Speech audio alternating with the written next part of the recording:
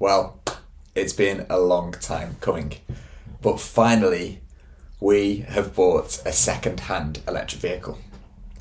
In this video I'm going to talk through how I got here, why we've bought one, why it's taken us so long, how much it costs to buy one, and at the end of the video, if you get that far, I'm going to show you what we have got. So to begin with, how did we get here? Well, if you've seen any of my videos on this channel, you'll know that I am working to reduce my own emissions in response to climate change, as well as sharing my story so that other people can do something similar. In my very first video back in 2020, I talked through how we should prioritise our climate action, trying to understand where our emissions are, and taking actions on those emissions that would have an impact. So for us back in 2020, the majority of our emissions were linked to our heating system. We used around 12,000 kilowatt hours of gas, and that would have caused about 2.2 tonnes of CO2 each year in emissions. The next big area of our emissions was our petrol car. Doing around 10,000 miles per year would have been around 1.8 tonnes of CO2. Our electricity use back then was responsible for around 600 kilograms of CO2. So knowing that information about our home and our lifestyle, we could prioritise our actions. We were fortunate enough to get a heat pump installed in 2021, which would reduce our emissions linked to heat by around 2/3. And since then, I've really been desperate to reduce emissions of our travel. I should say we don't really use the car day to day.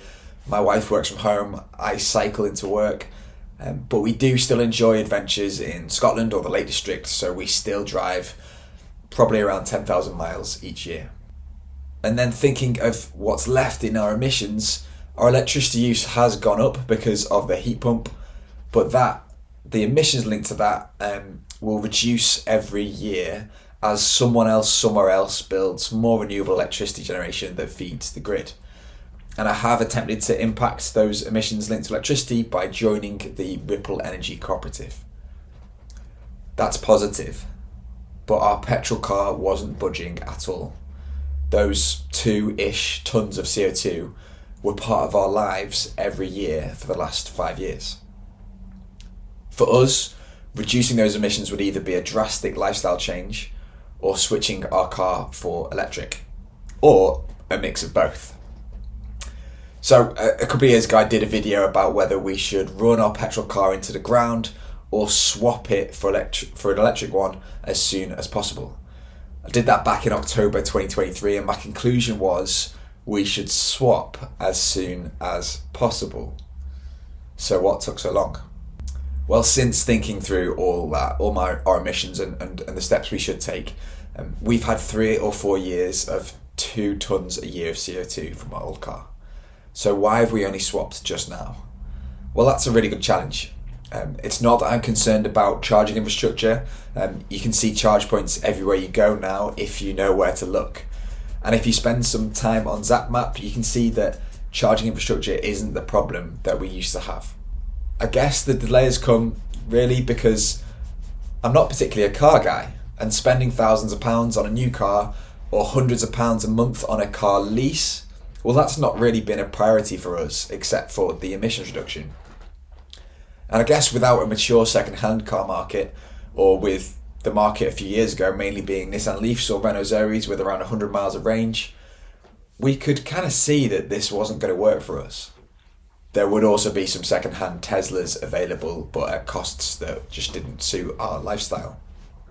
So looking at the options, it felt like we weren't ready to go for much of the last 5 years. But in that time, the second-hand market for electric vehicles has transformed. Those electric vehicle leases of cars with 200 to 250 mile range that were let back in 2019 and since then are now in the second-hand market.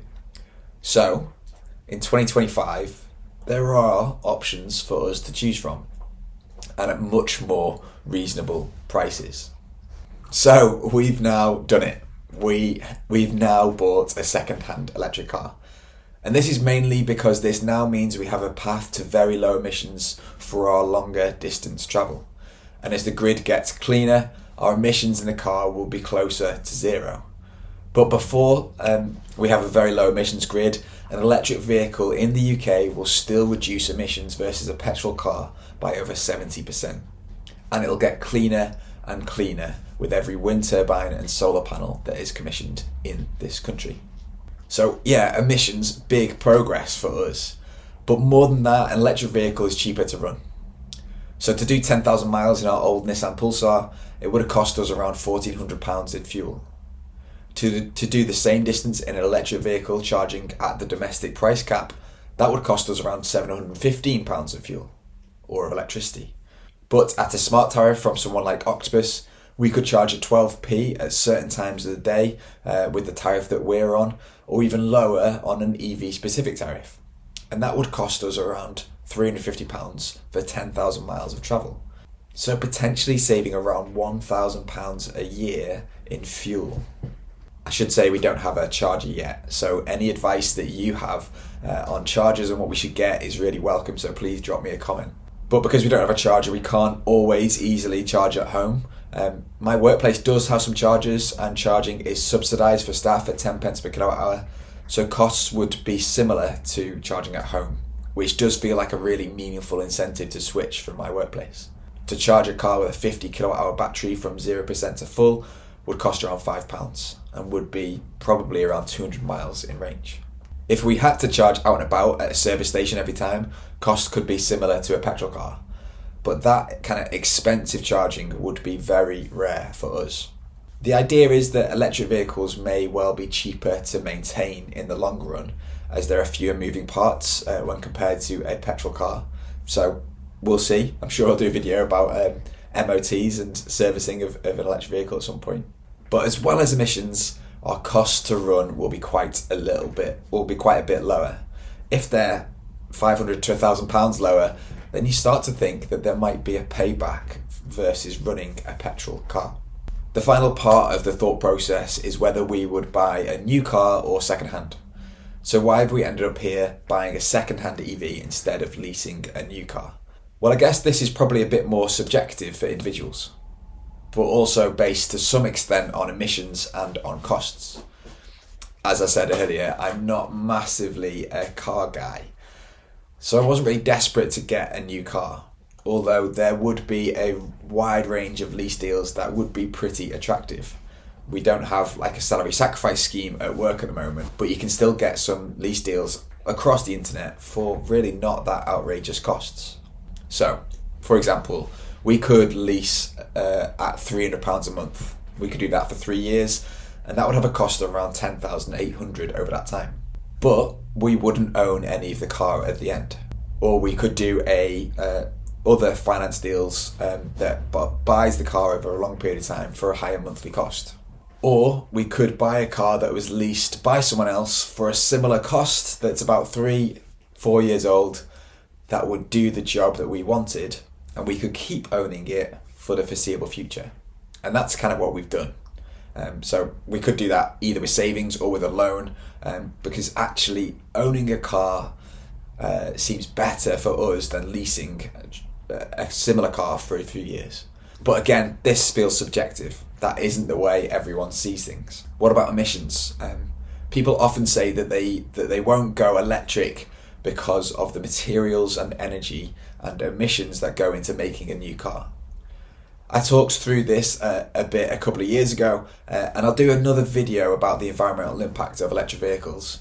But the short story is this: a new electric vehicle will vary in its environmental impact due to its manufacturing and its location where it was manufactured. But the analysis is that a new electric vehicle would pay back its emissions in about 15 to 20,000 miles of driving, which for us could be a year and a half, 2 years of driving. But even better than that, a second-hand electric vehicle has already been built. So buying one would just be reducing emissions for us in every mile that we didn't drive in a petrol car.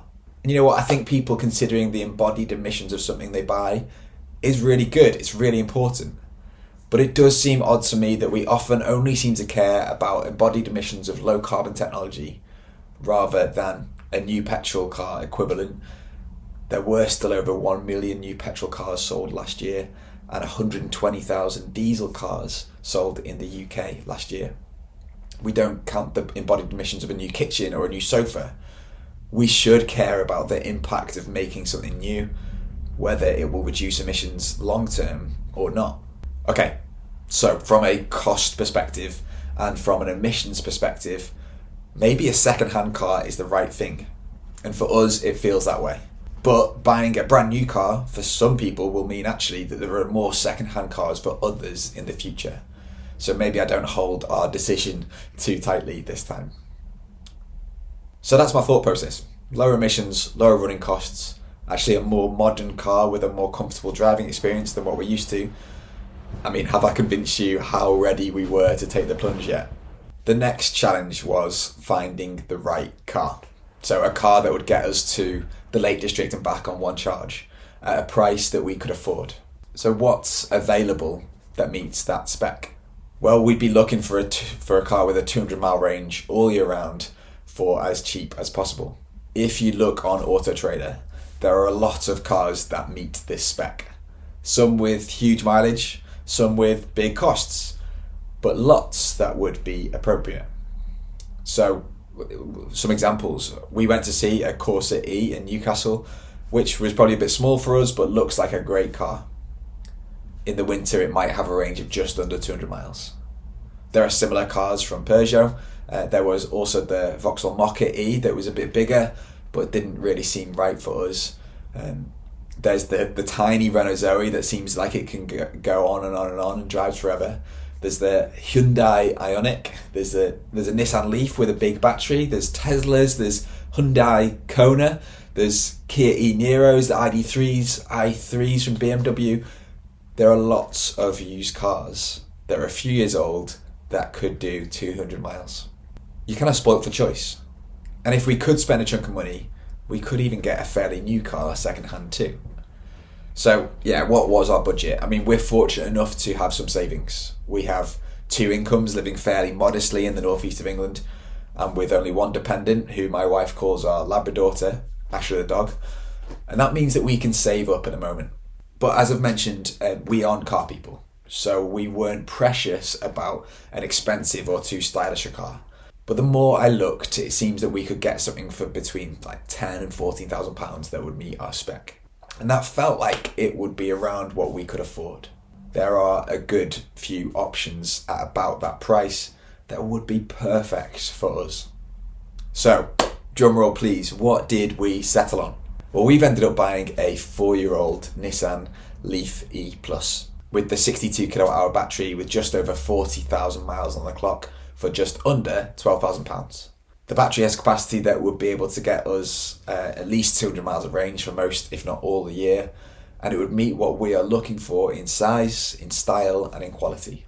200 miles would get us to and from the Lake District without charging, although there are multiple charging places on that route if we needed it. And it would be more or less the distance that I'd want to drive on a motorway before I stopped for a wee or a coffee or some Percy Pigs. So for longer drives, it will be exactly what we need as well. In a couple of weeks, we're actually heading to Bristol for the weekend, which will be 280 miles of driving. Challenge accepted. But that's it. We're now proud owners of a second-hand electric vehicle, another step for us towards getting rid of fossil fuels from our day-to-day life. And you know what? I am really thrilled about that. It feels like a load off my shoulders. I do get that I'm a bit behind the curve here. I mean, ZapMap tells us that there are nearly 1.4 million electric vehicles on the road today, so I am maybe behind over 1 million people in the UK. Electric vehicles are no longer just for early adopters. There are literally millions driving around the UK every day. But I'm chuffed to have joined that bandwagon, reducing our emissions and reducing our impact on poor air quality in our community. I am sure that I'll do a few more videos about the transition to electric, the things that I learn, maybe some about the Leaf as a second-hand car, some about charging, and probably some others as well. So please do drop me a subscribe if you want to follow on that journey.